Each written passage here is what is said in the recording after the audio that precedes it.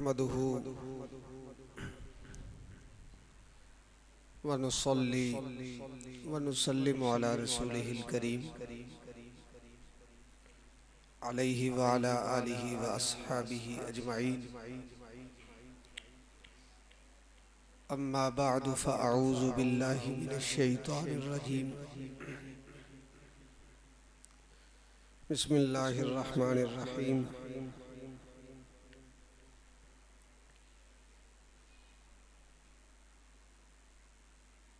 फ़इम्मा यअतियन्नकुम मिन्नी हुदन फ़मन तबिअ हुदाय फ़ला खौफ़ुन अलैहिम वला हुम यहज़नून। सदक़ल्लाहु मौलानल अज़ीम व बल्लगना रसूलुहुन नबियुल करीम। इन्नल्लाहा व मलाइकतहु युसल्लूना अलन नबी या अय्युहल्लज़ीना आमनू सल्लु अलैहि व सल्लिमू तस्लीमा। दुरूद पाक पढ़िए। अस्सलातु वस्सलाम व अला आलिका व अस्हाबिका या हबीबल्लाह। अस्सलातु वस्सलामु अलैका या नबीयल्लाह व अला आलिका व अस्हाबिका या नूरल्लाह। हम्द व सलात के बाद सामईन मोहतरम, हाज़रीन मुकर्रम, बरादरान अहले सुन्नत, अस्सलामु अलैकुम व रहमतुल्लाहि व बरकातुहू।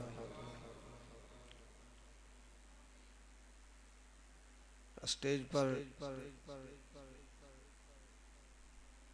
उस्ताजुल हुफ़ाज़ वल क़ुर्रा हज़रत अल्लामा मौलाना क़ारी जावेद अहमद नक्शबंदी जमाती साहब आप तशरीफ़ फरमा है। आप हज़रात भी सुल्तानुल औलिया हज़रत दाता गंज बख्श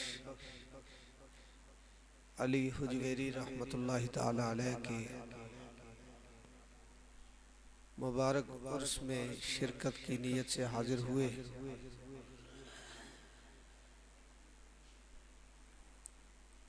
मुझ बंदे नाचीज़ को ये हुक्म दिया गया कि औलिया अल्लाह की तालीमात पर मैं अपनी कुछ मारूज़ात पेश करूं। कुछ बातें समझने की हैं।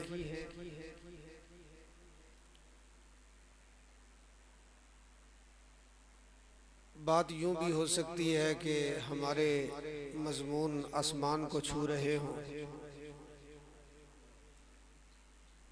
लेकिन ये भी एक हकीकत है कि हम ज़मीन के रहने वाले हैं।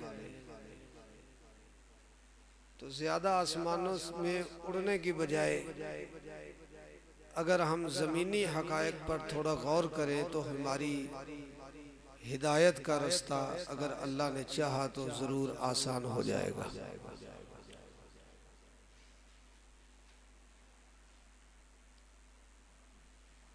एक मुकदमा मुझे आपके सामने पेश करना है।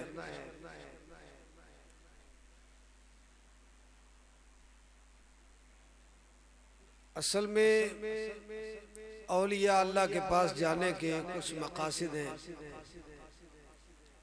देखिए, एक आस्ताना आलिया से मेरा ताल्लुक है। कई मुरीद वहाँ हैं। किबला कारी साहब का ताल्लुक है आस्ताना आलिया से। वहाँ भी हजारों लाखों का इज्तिमा है। एक मारूफ शख्सियत है। आपका भी मुख्तलिफ आस्थानों से मुख्तलिफ पीराने उज़ाम से ताल्लुक होगा, जहाँ कई मुरीदीन हाज़िरी देते हैं। ये एक सिलसिला नहीं है। मुल्क पाकिस्तान में बड़े बड़े इज्तिमाआत और उसके नाम पर इनेकाद पजीर होते हैं, लोग वहाँ जाते हैं। इस ज़माने में इतनी कसरत मुरीद है और फिर यही नहीं, जिनके पास हम जाते हैं वो भी किसी के मुरीद हुए, उनके भी हजारों पीर भाई हुए, कुछ जो है ना वो शर्फ खिलाफत से फैज़याब हुए और अक्सर जो है वो इससे महरूम हो गए।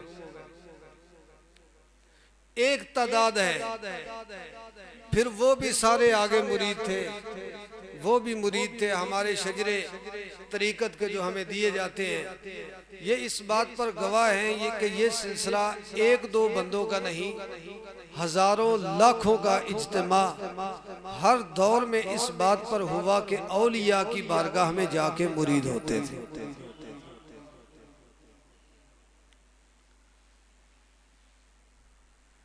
इसको कहते हैं खबरें मुतवातिर।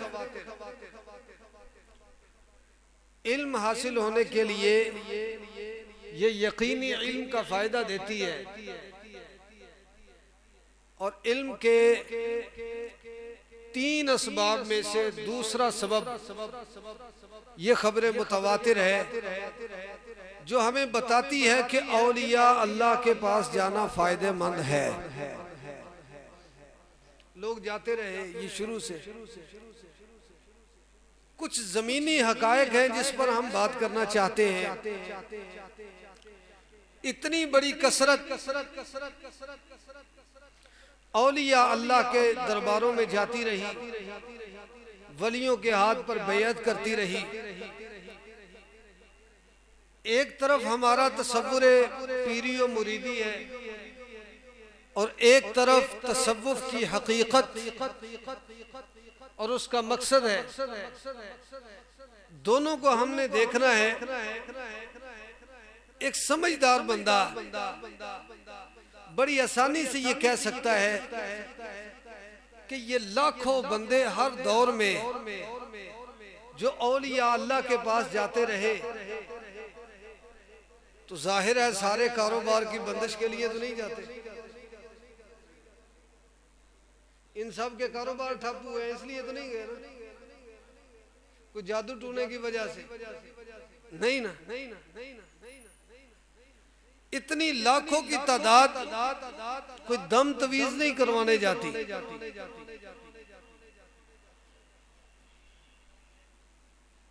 हमारे इस दौर में पीरी मुरीदी का मतलब ये है कोई ऊंची गद्दी तलाश करो, वहां जाके बैत हो जाओ। कोई पूछे तेरे पीर साहब कौन है, तो एक बड़ा सा नाम हो, लाखों मुरीद उसके बताए जाएं कि ये इतने मुरीद हैं उनके जिनका मैं मुरीद हूं। इतनी बड़ी एक गद्दी है।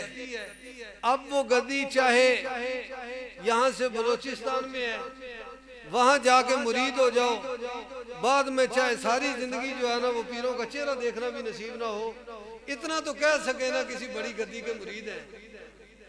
तो हमारे यहाँ तसव्वुर ये है पीरी मुरीदी का कि बस एक बार हाथ दे दिया हाथ में, बाद में चेहरा भी याद नहीं रहा, ना पीर को मुरीद याद है ना मुरीद को पीर याद है, और हम समझते हैं कि बस अपना बेड़ा पार हो गया।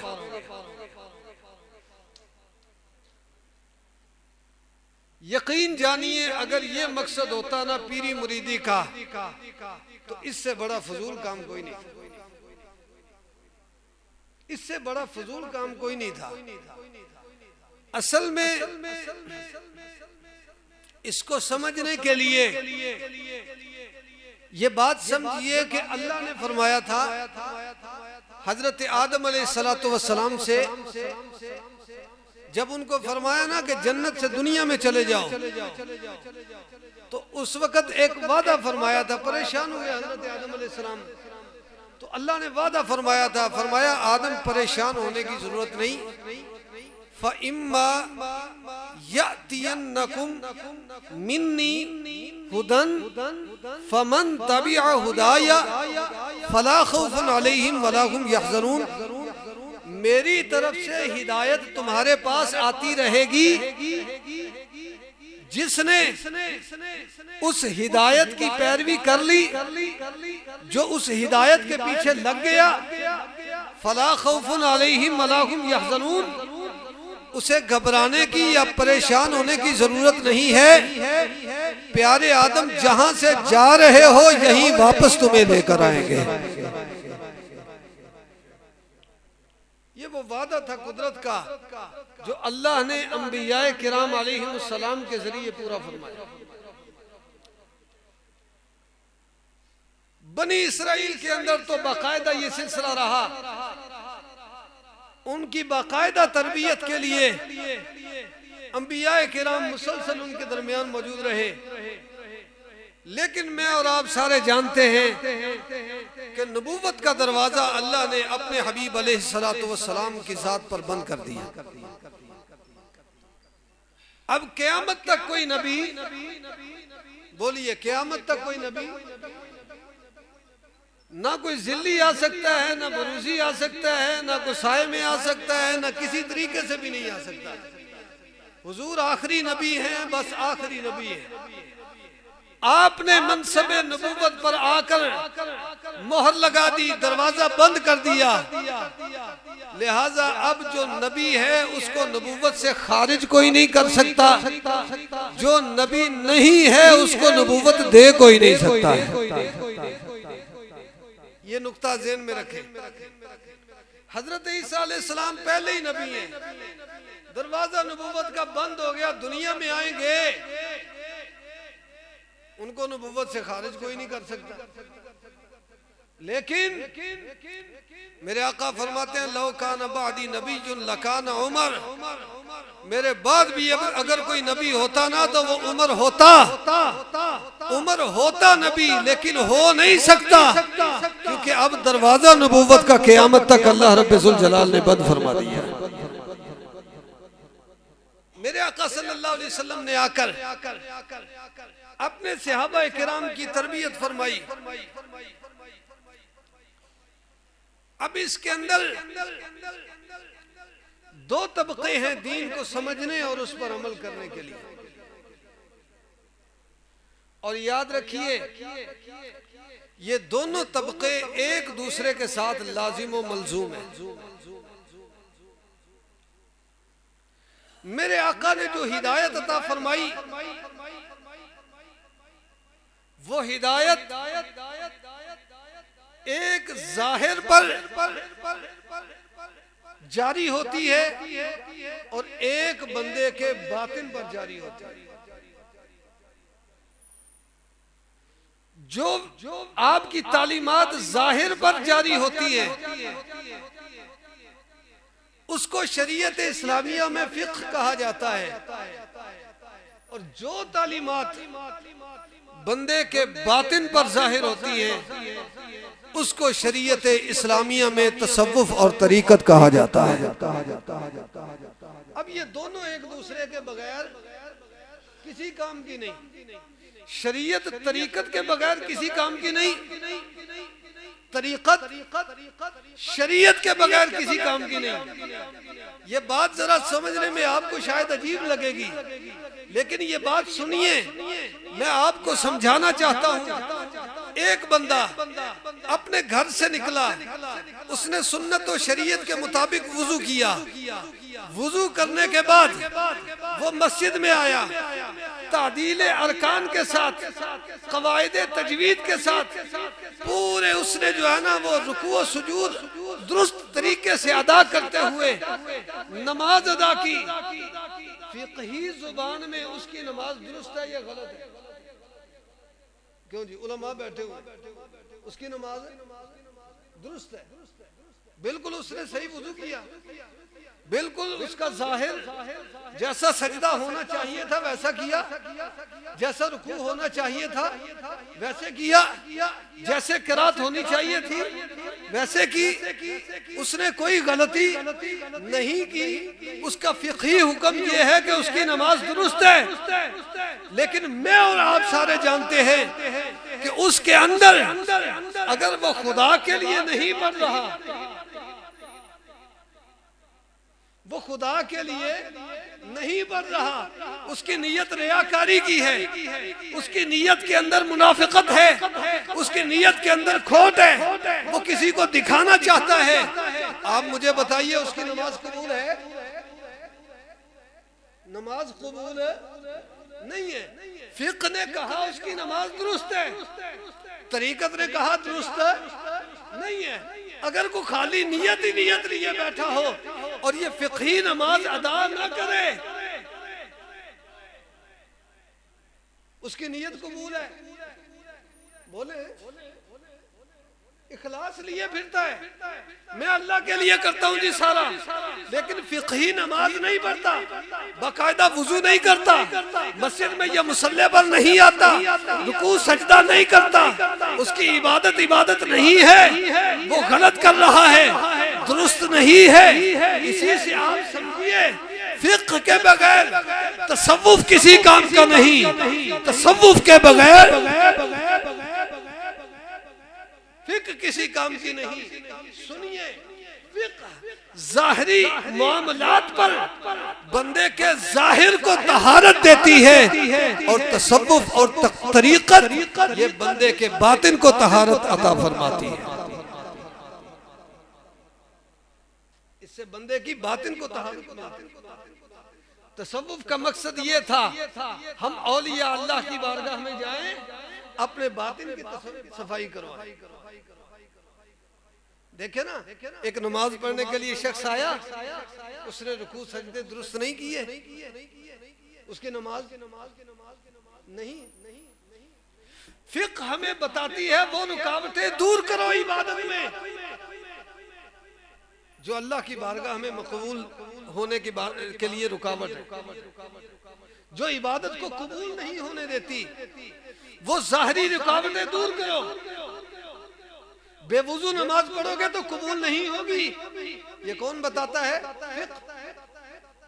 वो कहती बेवुजू नमाज पढ़ोगे नमाज नहीं होगी, वुजू का कोई रुकन छोड़ोगे तो वुजू नहीं होगा, बेतहारत नमाज पढ़ोगे तो नहीं होगी, कपड़े नापाक है तो नमाज नहीं होगी, अल्लाह की बारगाह में मकबूल नहीं है, रुकू और सुजूद दुरुस्त नहीं है तो नमाज कबूल नहीं है। ये है उसका ज़ाहिरी हुक्म। लेकिन तरीकत हमें बताती है कि अपने नफ्स के अंदर की वो खराबियां भी दूर करो जो अल्लाह की बारगाह में इबादत को कबूल नहीं होने दी। ये खराबियां बताने की। अब देखे ना, ये दो तबके हैं, एक फिक्र और एक तरीकत। फिक्र समझाने की जिम्मेदारी उलमा की है और तरीकत समझाने की जिम्मेदारी अल्लाह ने औलिया अल्लाह की लगाई हुई। बात समझे या नहीं समझे? औलिया अल्लाह के पास जाने का मकसद तवीज़ धागे नहीं है। औलिया अल्लाह के हाथ में बैत करने का मकसद अपने कारोबारों की रुकावटें दूर कराना नहीं, दम दरूद करवाना नहीं है। ये तो इतनी जरूरी बात है ना, को बंदा बीमार हो जाए, डॉक्टर के पास जाए और कहे जी मुझे जो है ना वो जुकाम भी लगा हुआ है, सर भी दर्द कर रहा है, जिस्म भी जो है ना वो कुछ दर्द है जी, कांपता है, सर्दी लगती है। अब डॉक्टर देखते ही समझ जाएगा इसको बुखार है। डॉक्टर क्या समझेगा? बुखार है। अब डॉक्टर क्या करेगा? उसके बुखार का इलाज करेगा। वो कहता है मैं तेरे बुखार का इलाज करता हूँ। वो कहता है डॉक्टर साहब बुखार को छोड़ो, बुखार से क्या हो रहा है? थोड़ा जिस्म ही गर्म है ना, मेरा सर दर्द होता है, इसकी दवाई दे दो। बुखार को छोड़ो, मेरा जिस्म कांप रहा है, इसकी दवाई दे दो। बुखार को छोड़ो, मेरी अंदर नकाहत और कमजोरी है, उसकी दवाई दे दो। तो डॉक्टर क्या कहेगा? भाई तेरा बुखार उतर गया तो ये सारी खुद ब खुद उतर जाएंगी। ये जितनी बीमारियां लेकर हम पीरों के पास जाते हैं ना, अगर बातन की सफाई हो गई, वो मेन बीमारी पकड़ी गई तो उनकी बरकत से अल्लाह ताला ये सारी बीमारियां भी दूर फरमा देगा। वो मेन अंदर की तहारत जरूरी है। जो चाहिए औलिया अल्लाह के पास वो क्या है? अंदर की तहारत। अब जिसको ये हासिल नहीं हुई उसकी पीरी मुरीदी का कोई फायदा, उसकी पीरी मुरीदी का पीर भड़या पर पीड़ न जावे की लेना पीना पीरा फड़ के हो। वो कौन सी पीड़ है जो खत्म होनी? कौन सी पीड़ है जो खत्म होनी है जी? हाँ, वो को सर दर्द नहीं है जो पीर को पकड़ के खत्म होनी है आपकी, वो को आपका बुखार नहीं है जो खत्म होना है इससे, वो ये पीड़ है, अंदर का दर्द ये है कि जिस्म उसी तरह नापाक, रूह उसी तरह नापाक की नापाक रही, तो बताइए औलिया अल्लाह के हाथ में हाथ देने का फायदा क्या?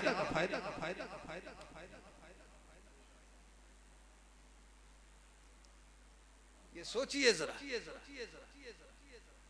अपने अपने मुर्शिदाने उज़्ज़ाम से हमने दुनिया तो मांगी, आज पीर साहब के सामने भी लाखों मुरीद बैठे हैं, पीर साहब आके पूछते हैं बताओ भाई कोई मसला, एक बंदा उठ के खड़ा होता है हुजूर कारोबार नहीं चल रहा, दूसरा उठ के खड़ा होता है हुजूर घर में बेबरकती है, तीसरा उठ के खड़ा होता है जनाब बच्चे आपस में लड़ते हैं, चौथा कहता है औलाद ना फरमान है, पांचवा कहता है औलाद नहीं हो रही, छठा कुछ कह रहा है, सातवां कुछ कह रहा है, लाखों के मजमे में कभी एक को भी तौफीक नहीं हुई। हुजूर हम इसलिए तो आपके पास नहीं आए, हम तो इसलिए आए हैं कि हमें यहाँ दुनिया से निकाल कर हमें अपने रब का कुर्ब अता कर।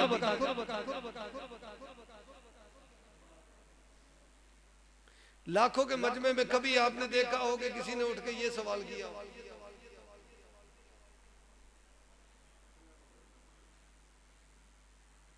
भाई औलिया के पास जाने का मकसद तो ये था कि दुनिया से बेरग़बती पैदा हो, हमारी इबादत में लज्जत पैदा हो, हम नमाज में अगर खड़े हों तो हमें इबादत का ज़ौक़ नसीब हो, हमें तहज्जुद की तौफीक मिले, हमें रातों को उठ उठ के रोना नसीब हो।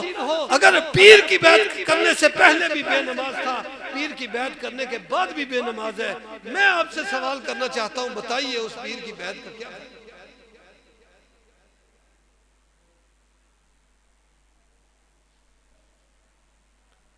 जी जी जी जी ये औलिया अल्लाह की ये दोनों चीजें हुजूर अलैहिस्सलातु वस्सलाम से ली गई। मैं थोड़ी सी इस पर दलील देकर अपनी बात आगे बढ़ाता हूँ।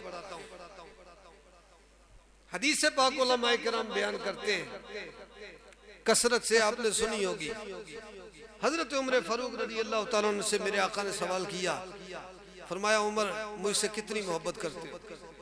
अर्ज़ किया हुजूर अपनी जान के अलावा हर चीज से बढ़कर मोहब्बत करता हूँ। मेरे आका ने क्या फरमाया, ए उमर अभी ईमान नामुकम्मल है। हाँ जी हाँ जी उलमा ने जो हदीस बयान की वो बिल्कुल दुरुस्त है, लेकिन मैं आपको कुछ रुकिए थोड़ा सा आपको समझाना चाहता हूँ इस बात पर। को बंदा फतवा दे सकता है कि हजरत उमर फारूक के ईमान में क्या कमी थी?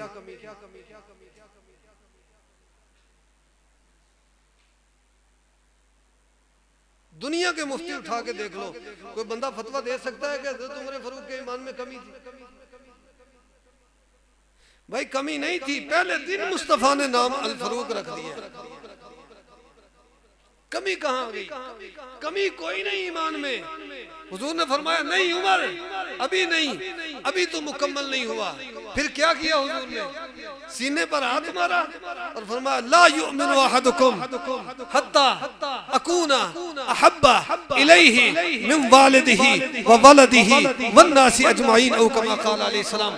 मेरे आका ने फरमाया कोई बंदा उस वक्त तक मोमिन नहीं होता जब तक के अपने माल औलाद और वालिदैन से बढ़कर मुझसे मोहब्बत नहीं करता। जब तक ये कैफियत ना हो तब तक वो मोमिन नहीं। मेरे आका सल्लल्लाहु अलैहि वसल्लम ने ये हदीस बयान की, उमर के ईमान में उस वक्त भी कमी न थी, बल्कि मुस्तफ़ा करीम अलैहिस्सलातु वस्सलाम जिस मनसब पर जिस मकाम पर उमर को देखना चाहते थे अभी उमर वहां नहीं थे। मेरे आका ने एक हदीस इरशाद फरमाकर सीने पे हाथ अता फरमाकर हाथ लगाकर उमर का इलाज भी किया, अंदर नफ्स की सफाई भी फरमा दी और उस नफ्स को नूर नाला नूर भी फरमा दिया। अब कायनात में अबू बकर के बाद हजरत उमर फारूक रज़ी अल्लाह ताला अन्हु से अफजल कोई हस्ती बाकी नहीं रही। ये वो मुकाम था जो मुस्तफा करीम अलैहिस्सलातु वस्सलाम ने अपने दस्ते मुबारक से ये तहारत थी हजरत फरूक आजम रज़ी अल्लाह ताला अन्हु। फिक़ही ईमान में ना पहले कमी थी ना बाद। फिक़ही ईमान में कमी नहीं थी। तज़किया नफ्स का जो मकाम मेरे आका सल्लल्लाहु अलैहि वसल्लम देना चाहते थे वो आपने एक ही सीने पर हाथ मारकर उमर को अता फरमाया। अब ये काम है औलिया अल्लाह का कि इनकी निगाहों से लोग फैज पाकर अल्लाह की इबादत में मसरूफ हो।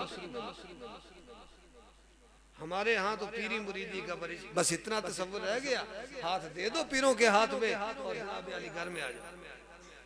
अल्लाह अल्लाह अल्लाह। यहाँ जो है ना वो कुछ और भी बड़ी बड़ी लोगों ने बातें शुरू कर रखी। ये हम हुजूर दाता साहब रहमतुल्लाह अलैह के उर्स में है ना, दाता साहब रहमतुल्लाह अलैह के उर्स में, तो देखिए आपकी तालीमात क्या सिखा रहे हैं आप। फरमाते हैं कि वली की किस्में आपने बताई। फरमाया एक सूफी होता है। पहली किस्म की कौन सी है? सूफी की। ये सूफी कौन है? फरमाया सूफी वो है जो खुद को फना करके हक के साथ शामिल हो जाए और ख्वाहिशात नफसानिया को मार कर हकीकत से पेवस्ता हो जाए। उसके अंदर दुनिया की ख्वाहिश कोई बाकी रहती ही नहीं। उसके अंदर हाँ ये तो है, ये सूफी की बात कर रहे हैं। अच्छा ये जरा मुश्किल लफ्ज है, मैं आपको इसके इदराक के लिए एक बात बताता हूँ। सूफिया कहते हैं अल मुरीदु ला युरीदु इल्लल्लाह। फरमाया मुरीद वो होता है जिसका इरादा पीर से अल्लाह के कुर्ब के सिवा और कोई होता ही नहीं। मुरीद कौन होता है? जो अल्लाह के सिवा किसी चीज का इरादा नहीं करता। ये मुरीद के लिए शर्त है भाई। मुर्शिद की बात नहीं कर रहे, पीर की अभी बात नहीं हुई, मुरीद की बात है कि वो अल्लाह के सिवा किसी और का इरादा ही नहीं रखता।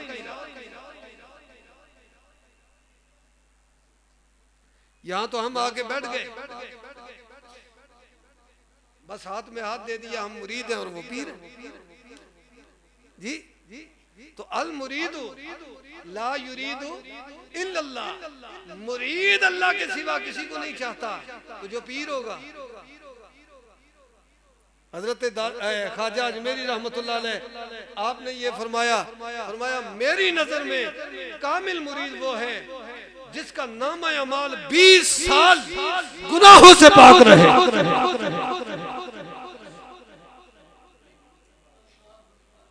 मैं अभी मुरीद की बात कर रहा हूँ, पीर की नहीं कर रहा। फरमाया मेरी नजर में मुरीद कामिल वो है जिसके फरिश्ते उसके नामा अमाल में 20 साल तक एक भी गुनाह न लिखे।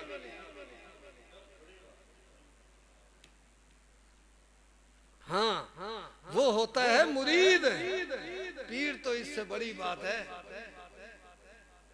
वो जो पीर हो जाता है ना उसे सूफी कहते हैं। अब कहिए सुभान अल्लाह। मुरीद तो रहा मुरीद की मिसल नहीं मिलती यहाँ पर। ये काम है पीरी और मुरीदी में। अच्छा आगे सुनिए, दूसरी किस्म है इसकी मुतसव्विफ, जो खुद सूफी नहीं होता लेकिन सूफी बनने की कोशिश करता है। जी मैं बस खत्म। मुतसव्विफ जो खुद तो सूफी नहीं होता लेकिन अपने आमाल और किरदार से सूफी बनने की कोशिश करता है। आप फरमाते हैं इसमें शर्त यह भी है कि वो अपनी कोशिश में भी सच्चा हो, फिर मुतसव्विफ। और तीसरी किस्म है वो कहते हैं मुस्तस्विफ। मुस्तस्विफ कौन सा है? जो न सूफी होता है न सूफी बनने की कोशिश करता है बल्कि सूफिया का लिबादा ओढ़ कर दुनिया की तलब करता है। दुनिया की फरमाते हैं ये औलिया अल्लाह की नजर में ये मक्खी है, दुनिया की नजर में ये भेड़िया है।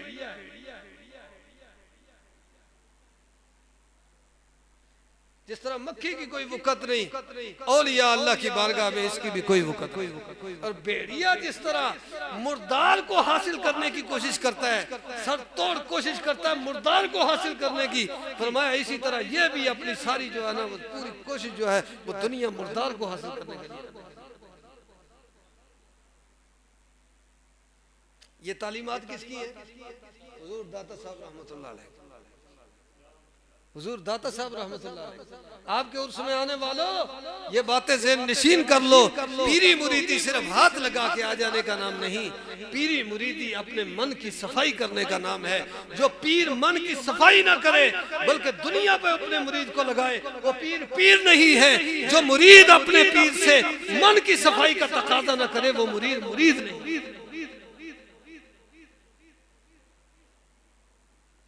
ये बात ज़हन नशीन कर लीजिए। औलिया अल्लाह का मिशन जिस तरह उलमा का मिशन बंदे के जाहिर को पाक करना है, औलिया अल्लाह का मिशन बंदे के नफ्स को पाक करना है। और जब बंदा इस मंजिल पर फायज होता है तो ये कुरान कहता है इन्नल्लज़ीना सबक़त लहुम मिन्नल हुस्ना उलाइका अन्हा मुबअदून ला यस्मऊना हसीसहा व हुम फी मश्तहत अनफुसुहुम व हुम खालिदून ला यहज़ुनुहुमुल फ़ज़अुल अकबर व ततलक़ाहुमुल मलाइका कुरान कहता है जब इस नहज पर फायज हो जाते हैं, ला खौफुन अलैहिम वला हुम यहज़नून का उनको मुजदा सुना दिया जाता है, तो फिर वो ऐसे होंगे क़यामत के दिन जब कलेजे हलक को आ रहे होंगे, अल्लाह रब्बुल ज़ुल जलाल उस माहौल में भी उनको हमेशा के लिए अमन अता फरमाएगा। उनके इस्तिकबाल के लिए अल्लाह के फरिश्ते आएंगे और वो कहेंगे कि ये वो दिन है जिसका तुमसे वादा था। ये वो दिन है। दुनिया जेल की तरह गुजारी ना, यहाँ अपनी ख्वाहिशात को मारा, दुनिया में अपनी ख्वाहिशात को मारकर कैद खाने की तरह दुनिया गुजार कर यहाँ आ गए। तो सुनो, हाज़ा यौमुकुमुल्लती कुंतुम तुअदून, इस दिन का वादा था। आओ आज जिन ख्वाहिशात को मारा था, वलकुम फीहा मा तश्तही अनफुसुकुम वलकुम फीहा मा तदऊन, आज तुम्हारी सारी ख्वाहिशात को अल्लाह जन्नत में पूरा फरमाए। इस नहज पर पहुंचने के लिए पीराने इज़ाम की जरूरत होती है। तो अपने मुर्शिदीन से ये तकाजा कीजिए कि हुजूर हम यहाँ आए हैं, हमें अल्लाह से मिलवा दीजिए, हमें वासिल बिल्लाह कर दीजिए, अल्लाह की मारिफत सिखा दीजिए। ये मुर्शिदाने इज़ाम से अपने से तकाजा कीजिए। अल्लाह ताला मुझे और आप सबको अमल की तौफीक अता फरमाए। वाखिर दावा।